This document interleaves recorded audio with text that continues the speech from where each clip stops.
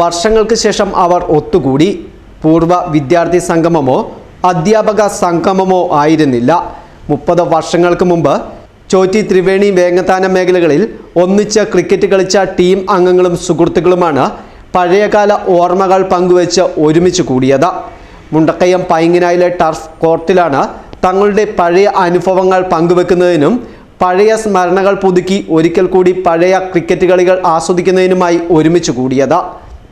മറന്നുപോയിട്ടില്ല, എല്ലാവരും അറിയാം. അതിൽ 1-2 മുഖങ്ങൾ മാത്രമാണ് മാറിപ്പോയിരിക്കുന്നത്. പിന്നെ ഒരാളുടെ കാര്യം മാത്രം പറയാം, വട്ടോളം പാവും. അന്ന് ഞങ്ങളുടെ ചോറ്റി ടീമിന്റെ എന്ന് പറഞ്ഞാൽ 4 ടീമിന്റെ ബ്രെയിൻ ആയിരുന്നു എന്ന് വേണമെങ്കിൽ പറയാം.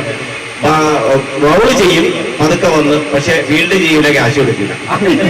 അങ്ങനെ ഒരു പ്രശ്നം മാത്രമേ അദ്ദേഹത്തിന് ഉണ്ടായിട്ടുള്ളൂ, വേറെ ഒരു പ്രശ്നവും ഇല്ല.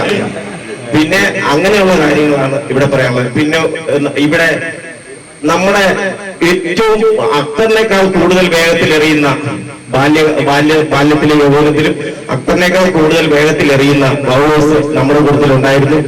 നമ്മൾ അന്ന് കളിച്ചുകൊണ്ടിരുന്നത് ബാറ്റും ബോളും എന്ന് പറയുന്നത് മടലും നമ്മള് ചണ്ടി കൊണ്ടുണ്ടാക്കുന്ന ബോളുമായിരുന്നു. ആ കാലഘട്ടം അങ്ങനെയായിരുന്നു. ആ കാലഘട്ടത്തിൽ നമ്മൾ ഒരുപാട് ബുദ്ധിമുട്ടുകളും ത്യാഗങ്ങളും സഹിച്ചാണ് നമ്മളിവിടെ എത്തിച്ചേർന്നതും ഇന്ന് ഈ സ്റ്റേജിലേക്ക് നമുക്ക് എത്താൻ പറ്റിയത്. അന്ന് എനിക്ക് ഒരു 25 വയസ്സുണ്ടാവും. ആ 25 വയസ്സിൽ നിന്നുകൊണ്ടാണ് ഞാനിപ്പോ സംസാരിക്കുന്നത്. എന്നെ ആ പ്രായം കൂടുതൽ ആരും വിചാരിക്കരുത് കേട്ടോ. സമ്മേളനത്തിൽ സുനിൽ ചോറ്റി സ്വാഗതം ആശംസിച്ചു. ഷാജി കൊച്ചത്ത ബാലുവിന് കേക്ക് മുറിച്ച് നൽകിക്കൊണ്ട് സമ്മേളനം ഉദ്ഘാടനം ചെയ്തു. ഏറ്റവും പ്രായം കൂടിയ വ്യക്തി, ഈ പരിപാടിയുടെ ഉദ്ഘാടനം നിർവഹിക്കുകയാണ്. എല്ലാവരുടെയും അനുവാദത്തോടു കൂടി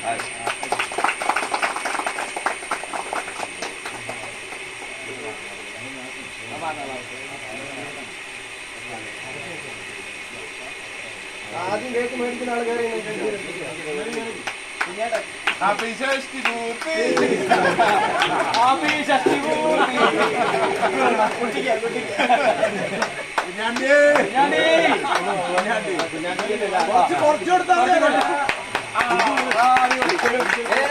മധു TM, Baiju KP, Tomy Mettunkal, Shine Peter, Joji Koorikkatt, Shinu Paul, Thomachi, Rajan police, Jain P Thanam, Babu Vattukulam, Suresh Vengathanam, Binoy KP, Abdul Razak, Mani Vengathanam, Gireesh, Jijo, Benny Kochuveettil, Jinu Krishnankutty, Ashraf, Paul Shine, Ajmal തുടങ്ങിയവർ സമ്മേളനത്തിൽ സംസാരിക്കുകയും പഴയകാല അനുഭവങ്ങൾ പങ്കുവെക്കുകയും ചെയ്തു.